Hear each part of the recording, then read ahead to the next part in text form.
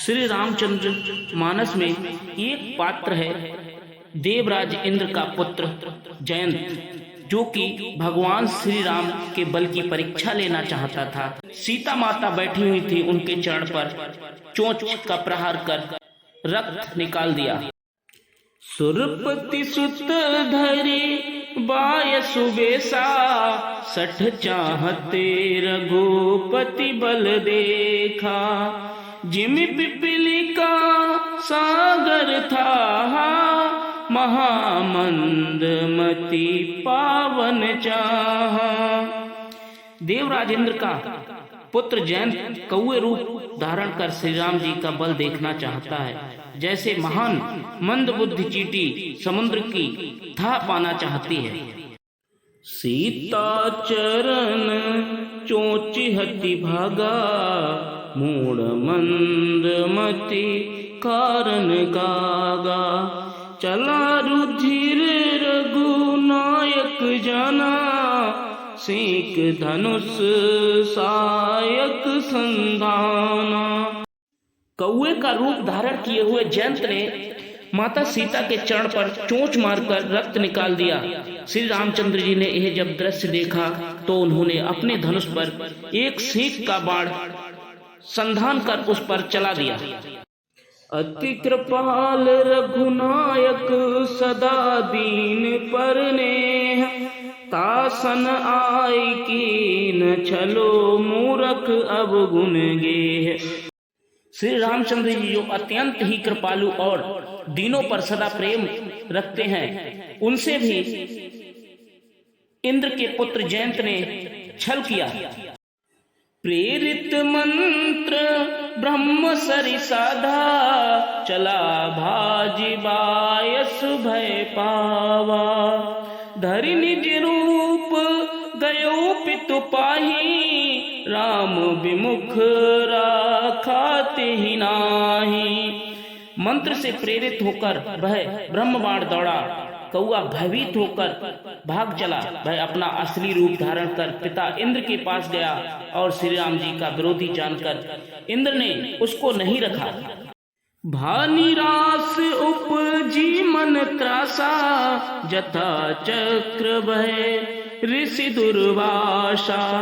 ब्रह्म धाम शिवपुर सब लोका, फिरा श्रमित व्याकुल भय शोका। तब वह निराश होकर गया, उसके मन में भय उत्पन्न हो गया, जैसे दुर्वासा ऋषि को चक्र से भय हुआ था। वह ब्रह्मलोक, शिवजी लोक आदि समस्त लोकों में थका हुआ और भय शोक से व्याकुल होकर भागता फिरा।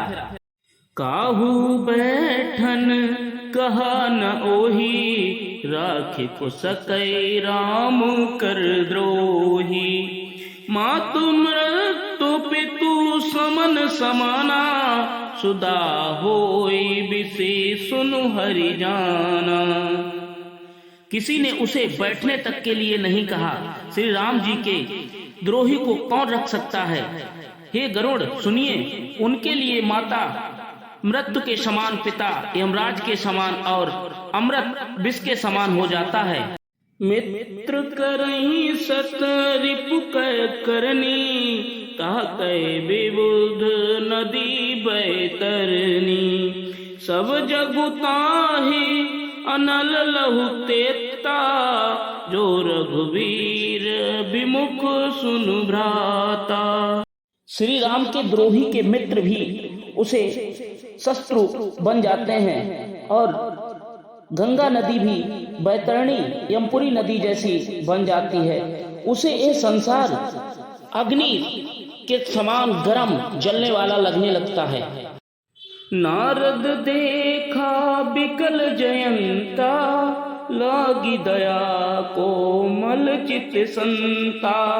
पठवा तुरत राम पैताही, कहे सि पुकारे प्रणत हित पाही। नारद जी ने जयंत को व्याकुल देखा तो उन्हें दया आ गई, क्योंकि संतों का चित्त बड़ा कोमल होता है। उन्होंने उसे तुरंत श्री राम जी के पास भेजा और उसने जाकर पुकार कर कहा, हे शरण के हितकारी मेरी रक्षा कीजिए। आतुर सभय गहि सिपद जाई, त्राहि त्राहि दयाल रघुराई। अतुलित बल अतुलित प्रभुताई, मैं मति मंद जानी नहीं पाई। आतुर और भयभीत जयंत ने जाकर श्री रामचंद्र जी के चरण पकड़ लिए और कहा, हे दयालु रघुनाथ जी, रक्षा कीजिए। आपके अतुलित बल और आपकी अतुलित प्रभुता को मैं मंद बुद्धि जान नहीं पाया था। निज कृत करम जनित फल पायु, अब प्रभु पाहि शरण तकी आयु।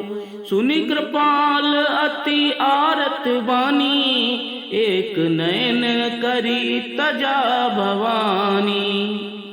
जयंत ने कहा, अपने किए हुए कर्म से उत्पन्न हुआ फल मैंने पा लिया।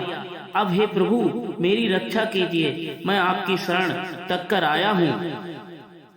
श्री रामचंद्र जी ने उसकी अत्यंत दुख भरी वाणी सुनकर उसे एक आंख का काना करके छोड़ दिया। श्री रामचंद्र जी की परीक्षा लेने पर जयंत के प्राण तो बच गए, लेकिन उसी दिन से कागा एक आंख का बन गया।